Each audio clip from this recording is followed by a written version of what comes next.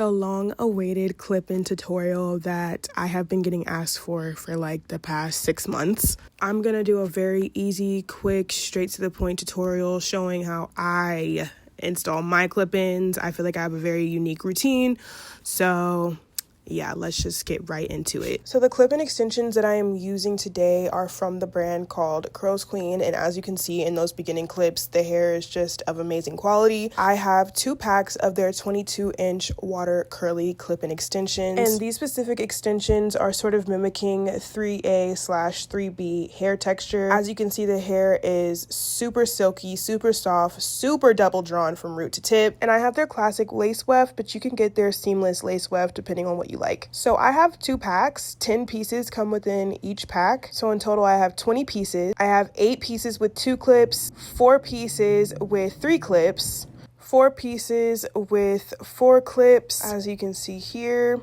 And then I have 4 pieces with 5 clips. So I kind of go backwards. I prep my extensions first. I use a spray bottle with water. I use the moisture sealing lotion from Sacred, which is really good. I swear by it. It is expensive, but I love it. And to stretch that out, I love to use Scala as well. I also use a paddle brush, but Curlsqueen actually sent me this really cool brush, so I'm going to be using that today instead. So really simple. I just start off by spraying the hair extensions. Obviously, make sure your extensions are washed, conditioned, and dry, and then I go in with the spray bottle and just saturate the hair until it's fully wet. Then I go in with a dime size amount of the Sacred moisture sealing lotion, comb it through from root to tip just to make sure that the hair is fully coated. And then with a little bit of the Scala on my hand, I sort of rake it through so I get these super cute like sections of the hair so it looks separated and like these little perfect coils. And then I just scrunch it. That's it. I do that for every single extension. That's how I prep my extensions. I love to be efficient, so this is just what works for me.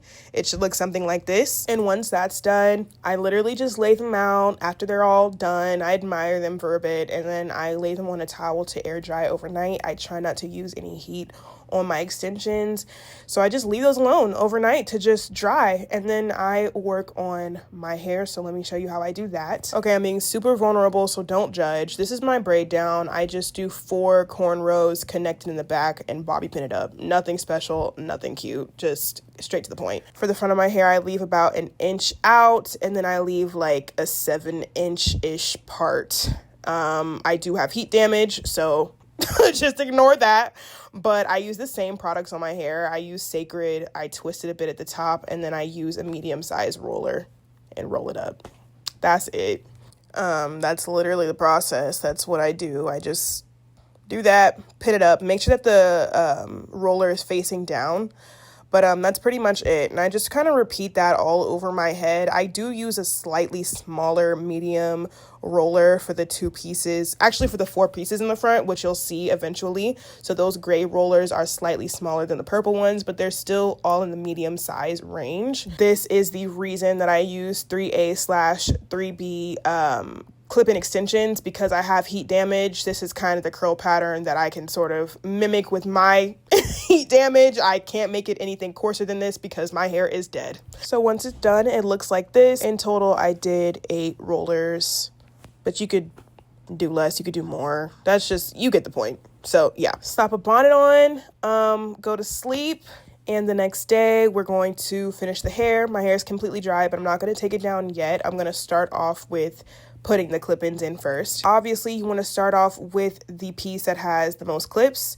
I do break the seal on my clip-ins. As you can see, look at how good that looks. Y'all can't tell me my method does not work. That looks stunning. And then yeah, just unclipping it. I start at the bottom and work my way into the top. This is pretty like self-explanatory, to be honest. So yeah, this is the piece that has 5 clips.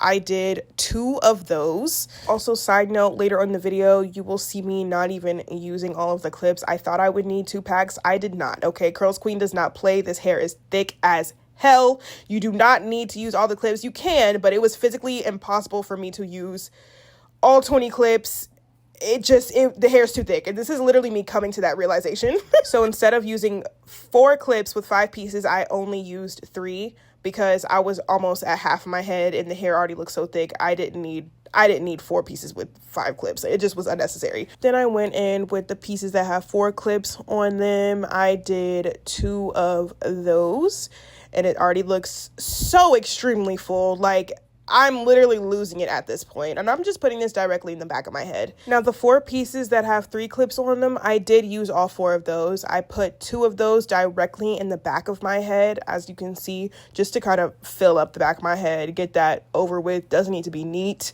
doesn't need to be perfect. You just want to get the clips clipped in there.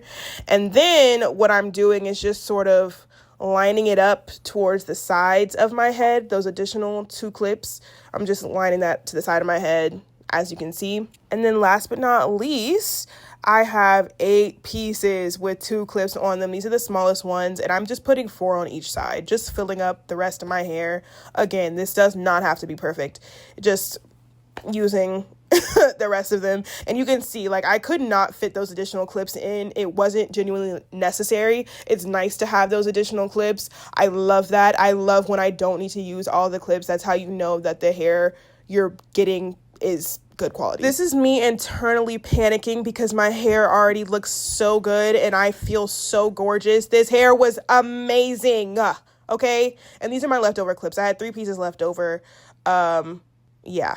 So let's just take down my hair. By this point, I'm just trying to hurry up because I feel fly. You do want to make sure that when you're taking down the rollers that you're kind of going in the direction of the curl, because you don't want to ruin what you did last night. So just making sure that I'm taking it down as gentle as I possibly can. Go in with some sort of hair oil. I couldn't find the hair oil that I normally use, so I'm just using this oil heat protectant. Don't be like me. Use an actual hair oil. And we use this so that while you're separating your curls, you're not making your hair look frizzy. You're kind of keeping it super shiny and super silky looking. So I'm gently just separating the curls, trying to make it match the extensions as good as I can. My shrinkage is on 10 right now, but I don't even remotely care because the hair just looks so good.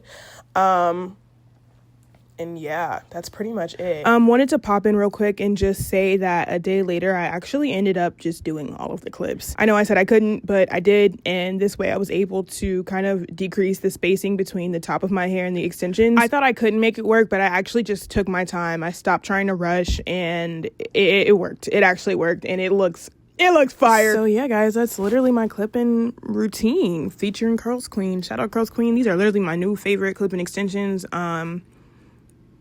I can't stop looking at the clips like, whoa, this looks amazing. I look stunning, okay? I hope this helped everyone who's asked in the past how I do this. And yeah, until next time.